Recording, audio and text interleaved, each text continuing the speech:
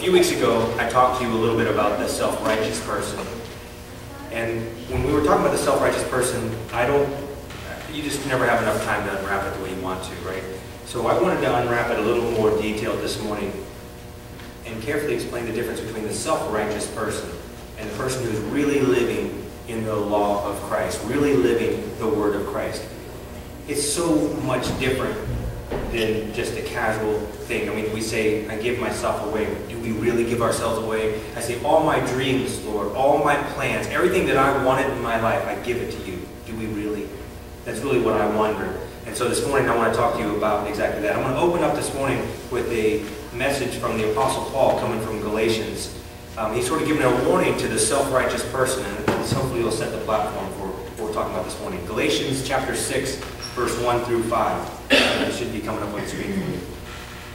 And here's what Paul wrote. Brethren, if a man is overtaken in any trespass, you who are spiritual, restore such a one in a spirit of gentleness, considering yourself, lest you also be tempted. Bear one another's burdens, and so fulfill the law of Christ. For if anyone thinks himself to be something when he is nothing, he deceives himself. But let one examine his own work, and then he will have rejoicing in himself and not in another. For one shall bear his own load. So what is Paul saying here? What he's saying is, don't get so infatuated with your own success in being perfect that you stand in judgment of your brother. Why? Because something can catch you by surprise. So you think you're so perfect and you begin judging people around you. Let me just explain to you how you're falling short. And then suddenly we're caught by surprise. And before you think that could never happen to you, think about this. One thing that I see often creeping into people's lives is pride. So when pride creeps into someone's life, wow, that made a difference, didn't it? A prideful heart is just as sinful as any other kind of sin. When pride gets in front of your walk with Jesus, it's just as much of a sin. So often we point fingers at someone who's committed a more serious offense, right? Well, there's this guy in the church, he had an affair on his wife, and it's a terrible, terrible thing. So we laugh and we talk about it with our Christian friends. And it's really funny until that girl comes knocking at your door. Now suddenly things are different. You say, well, that could never happen to me. Well, guess what? You have a bad time, maybe 3 or 4 weeks, you're arguing with your wife, you're fighting, you're having all these difficulties, and then she comes knocking on your door. You see how things can change so quickly? And that's my point, is just that, what should we do? What Paul's saying is, instead of pointing fingers at them for what they've done wrong, why don't you step up and help them? They're going through a difficult time. Why don't you be there as a Christian brother? That's the law of Christ. So what did Christ actually say? And in Matthew 11:28, here's what Jesus said. Come to me, all you who labor and are heavy laden, and I will give you rest. Take my yoke upon you and learn from me, for I am gentle and lowly in heart, and you will find rest for your souls. New King James. For my yoke is easy and my burden is light. Jesus is calling us to reach out to those who are sick, those who are tired, those who are frustrated, those who are mistreated, those who are downtrodden. He's calling us to reach out to them. He's calling us to reach out to everyone who isn't perfect, which basically what it is, it's everyone. If you really break it down and see, and here's why, because his yoke is easy, his burden is light. Now that contrasted to the yoke of religion. The yoke of religion is heavy. Now I want you to think about this word religion, and the way I see it, you can easily substitute it for the word self-righteous. See, because I can easily face Mecca 3 times a day, and I can pray. That's religion. I do it over and over again. And when I do that, I actually get favor with God. See, that's self-righteousness. Self-righteousness is when I do works, and it makes me closer to God. And religion is exactly the same thing. The yoke of religion is heavy. I have to do these things every day, or I can't be right with God. Do you see how that works? That's what self-righteousness is. But the yoke of Christ is light. So how can you explain to me I have to do all these things? And you're telling me his yoke is easy? His burden is light? It doesn't make sense to me. Now some of you might not understand the concept of religious burden, so I'm going to give you an example. When I was younger, still living at home, my parents sent me to a Christian Bible college. Now I was 16 years old when I graduated from high school, so I was really young. and they thought, hey, it would be a safe place for you to go, spend some time, find yourself, figure out what you're going to do with your life because you're so young. So I did. Now, keep in mind, I'm a great kid.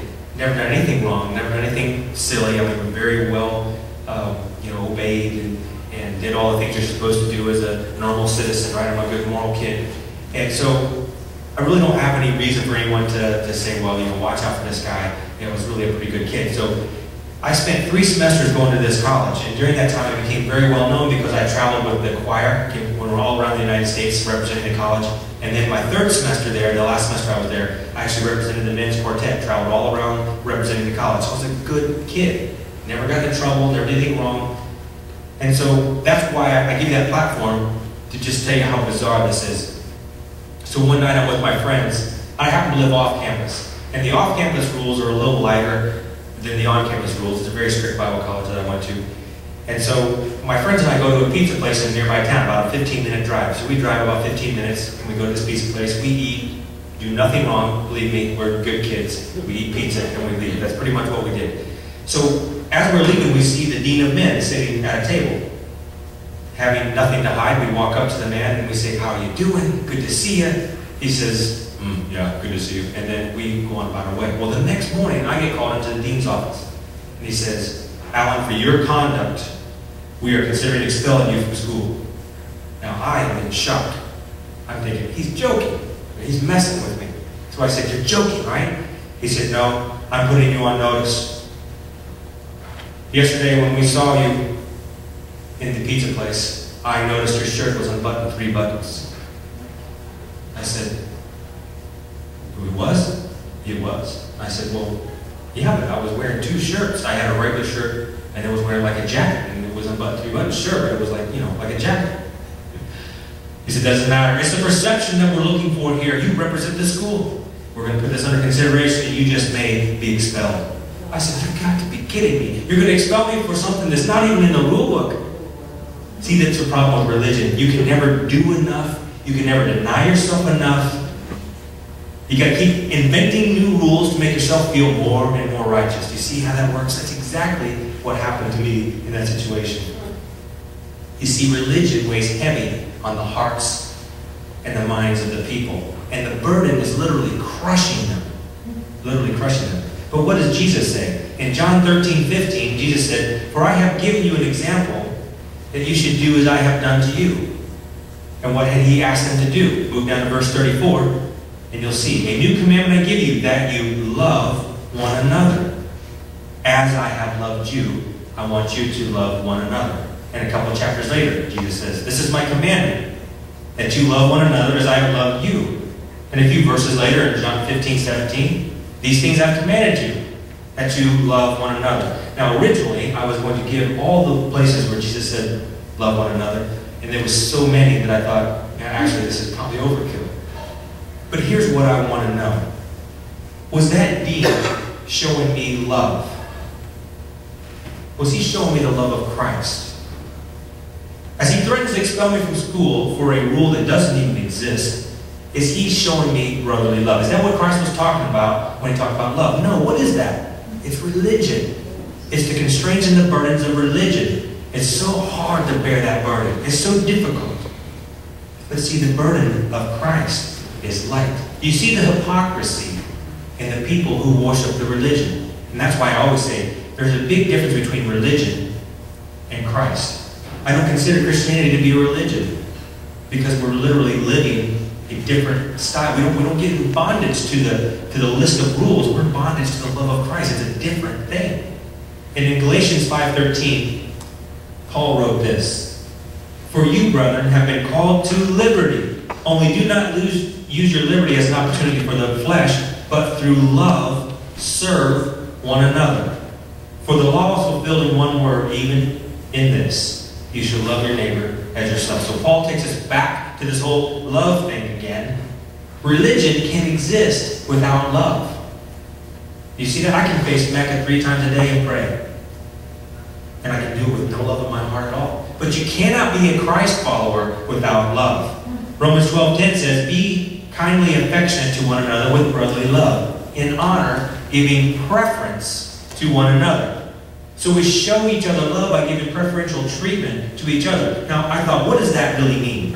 It means, like Bob and Mary opening up their home. They give me preferential treatment by allowing me to come into their house and use their space. You see how that is? When you prepare food for your brothers and sisters, you're giving them preferential treatment. Why? Because you're doing it for them. It's not for you, it's for them. When you stand in the serving line and everyone's coming through, not saying any thank yous or anything like that, and you're serving them, you're giving them preferential treatment.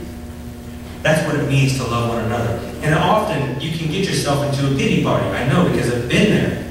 Well, I do all this stuff, but where's the thanks I get for it? The thanks we get is that Jesus loves us.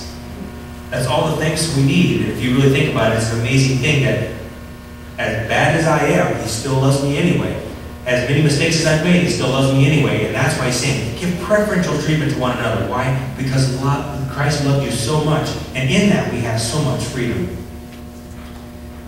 Paul also wrote, but considering brotherly love, you have no need that I should write to you, for you yourselves are taught by God to love one another. And I thought this was an interesting verse because Paul told them there was no need for him to even write about it because God had already made this very clear.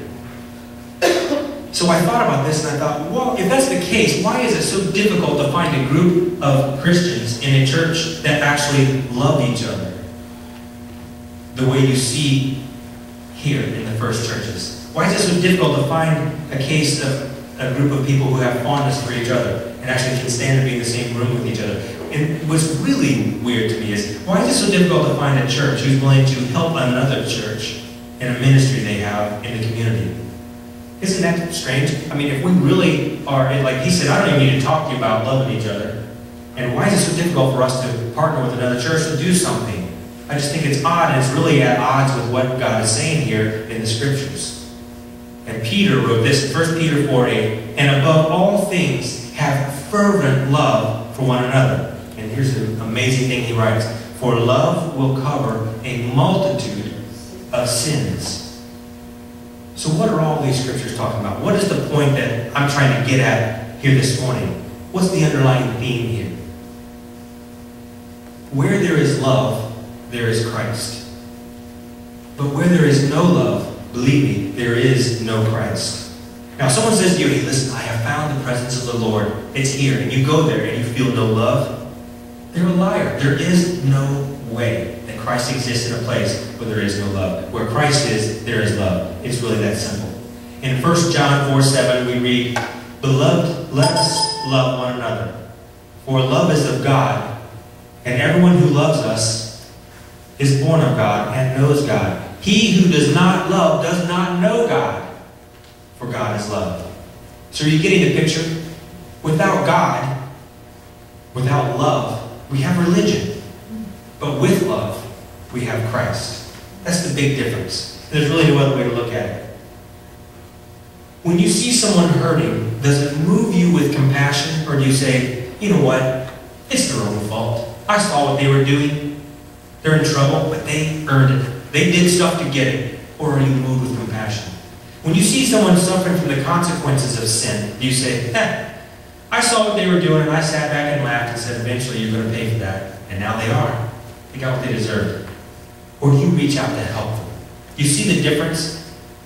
Everybody wants to judge them, but Jesus in us wants to reach out and help them. I know they earned it. I know what they did, but I love them anyway. That's the difference in truly loving. Now this week I was reading the book of Zechariah. And while I was reading, and I'd already prepared this message for this morning, but while I was reading I thought, wow, this is just an amazing example of how this concept has always been in the heart and the mind of God. And in Zechariah, you'll get a sense of how love worked in the Old Testament. Now here is God reprimanding his people for lack of love. Listen to this in the book of Zechariah. This is the NASB. In the book of Zechariah, chapter 7, verse 8.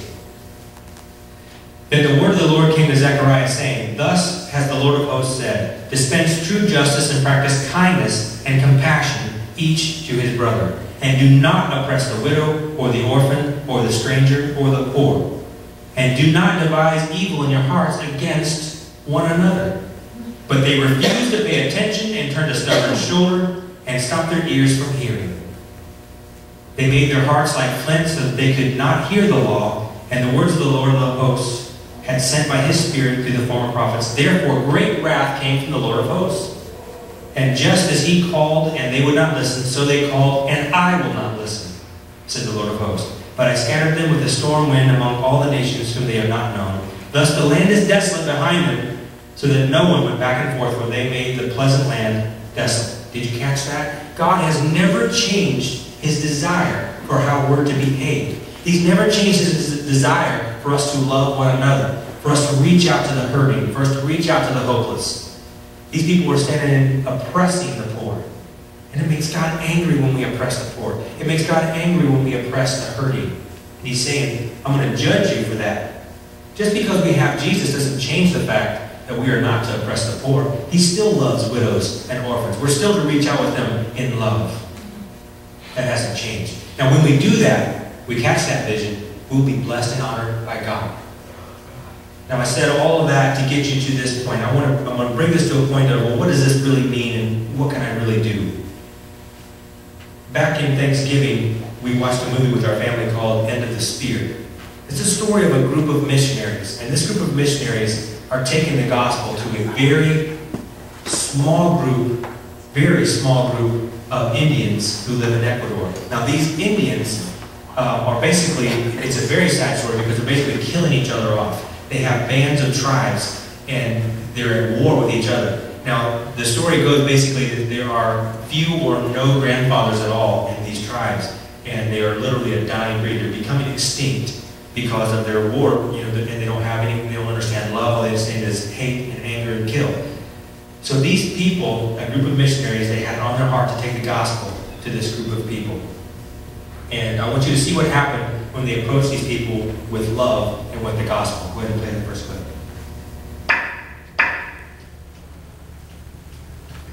Missionaries! What?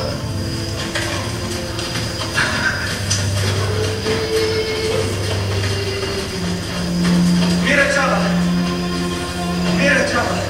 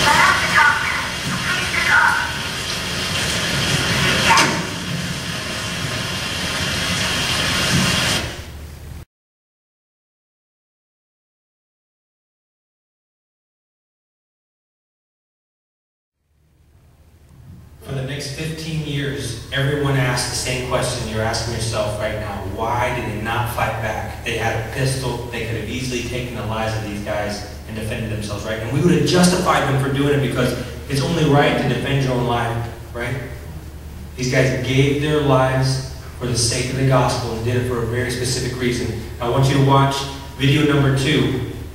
And this is exactly what the results were 15 years later, after everyone ridiculing these guys and asking why they didn't do it right. 15 years later, here's what happened.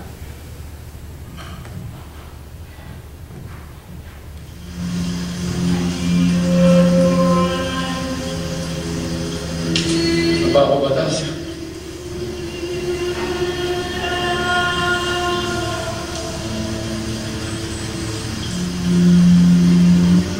Sa buwan tayo, matangay ang masino.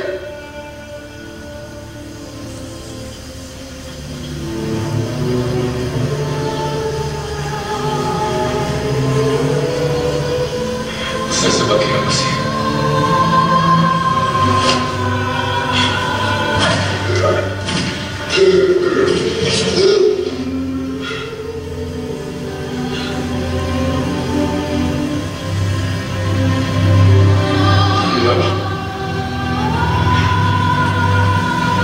Patuloy na wag sa kuwan ang kinakabuhay.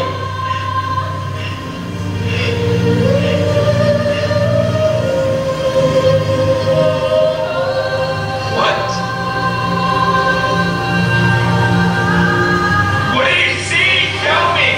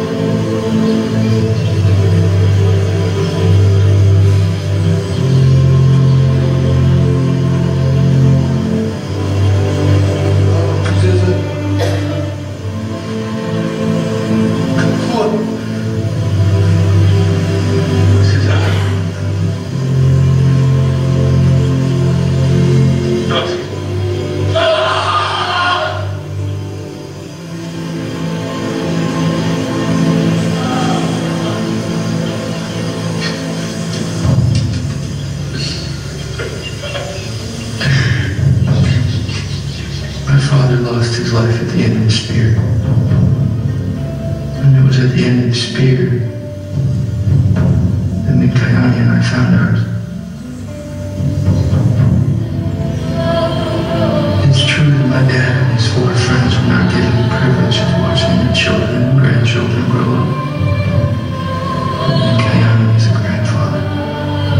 It's the first time in Mandari history they've ever had so many grandfathers. He's not only a grandfather of his own children, he's a grandfather of mine.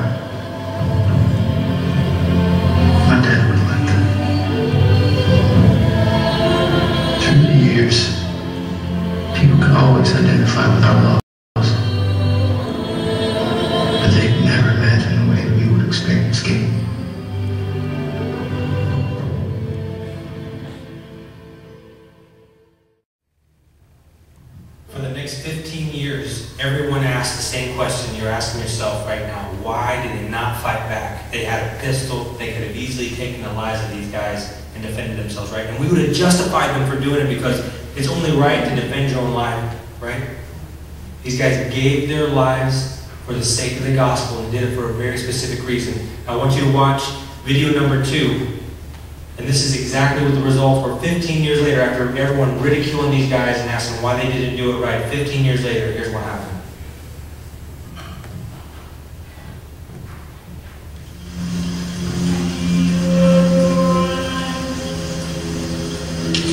Bajo batas.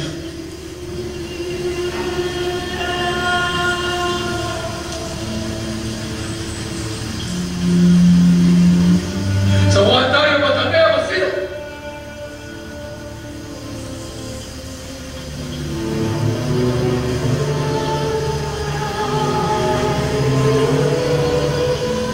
Sa bagay ang masira.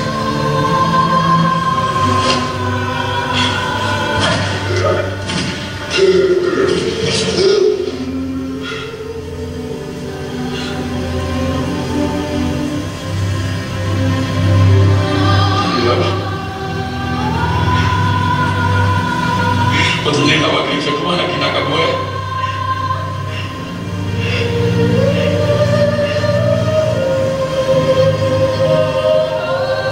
What? What do you see? Tell me!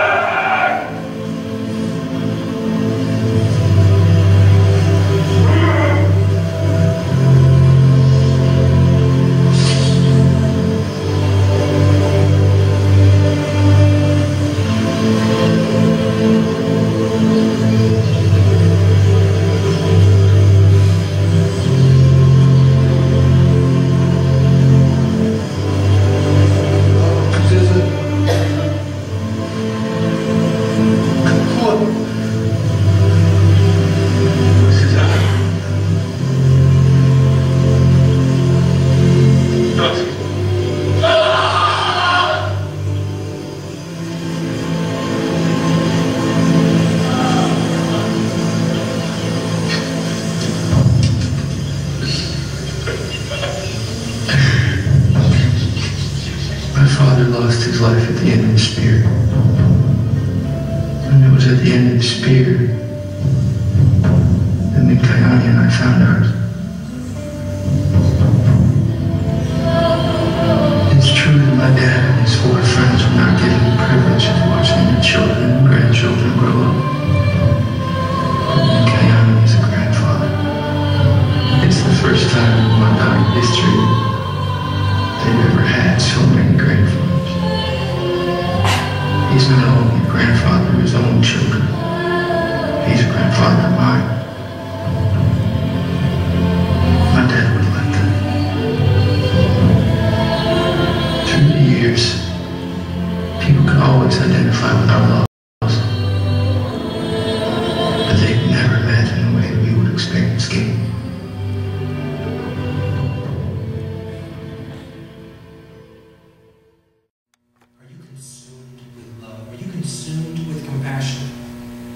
Now, am I saying that I love it when I get a phone call late at night and someone needs help?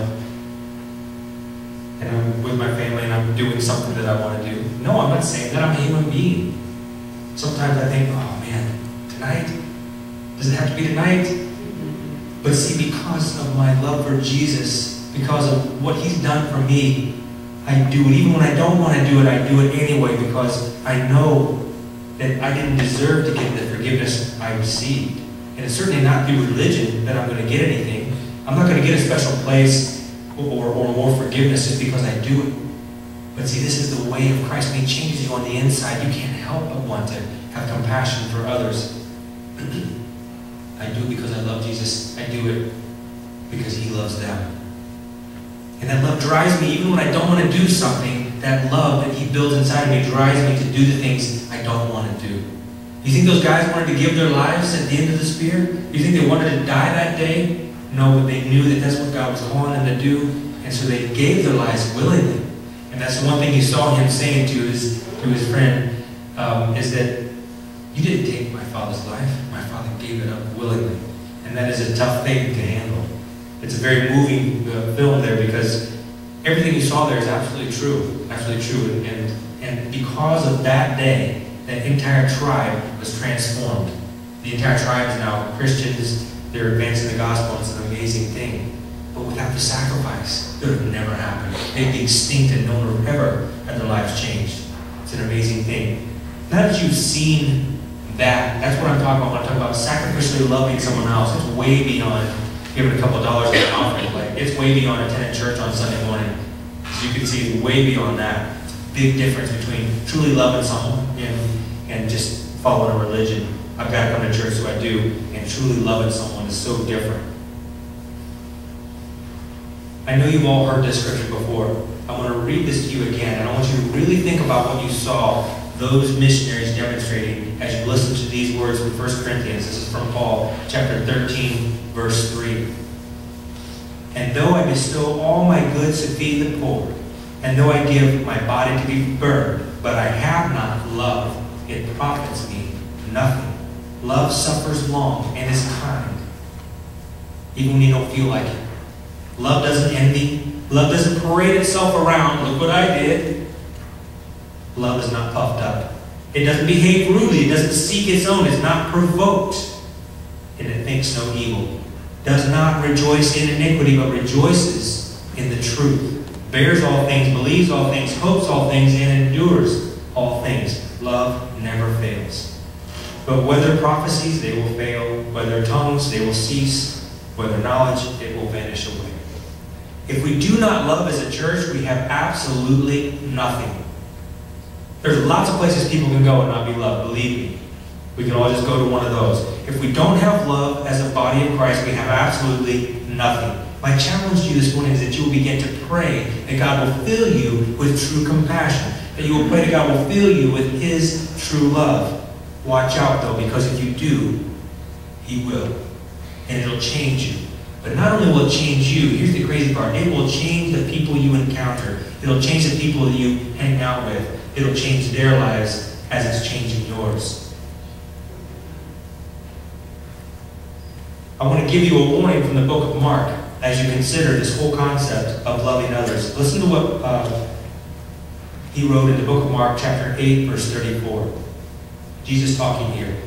When He had called the people to Himself, with His disciples also, He said to them, whoever desires to come after me, let him deny himself, take up his cross, and follow me. For whoever desires to save his life will lose it. But whoever loses his life for my sake and the gospel's will save it. For what will it profit a man if he gains the whole world and loses his own soul? Or what will a man give in exchange for his soul? Whoever is ashamed of me and my words in this adulterous and sinful generation, of him the Son of Man also will be ashamed when He comes into the glory of His Father with His angels. If you think you're living your life in a way that you are profiting, you are wrong. It's really simple. That's what He's saying here. Do your own thing, build your wealth, build your riches, have all the cool stuff that you want to have. You're wrong. That's not what it's all about. Whoever tries to save his life will lose it, but he who tries to lose his life for the sake of the cross will truly find it. You must love your neighbor as yourself. And there are eternal consequences at stake here. Not some, not many, most people will miss it. Do you know that the way of the cross, the way to Jesus is narrow? And he said there's going to be very few people who will actually find it. This is not an easy road. I don't exactly want to give my life at the end of a spear. I don't want to do it. I didn't really want to walk away from my career. I was pretty happy with that. I was pretty satisfied with that. So I didn't say it was going to be easy. What I'm saying is, though, if you will take up your cross, deny yourself and follow him, you will find your life. It's not a list of rules. It's not a religion. It is Jesus. It is love. The question I want to ask you this morning, I really want you to think about this. Do your neighbors know that you love them? Or do your neighbors just know that you call yourself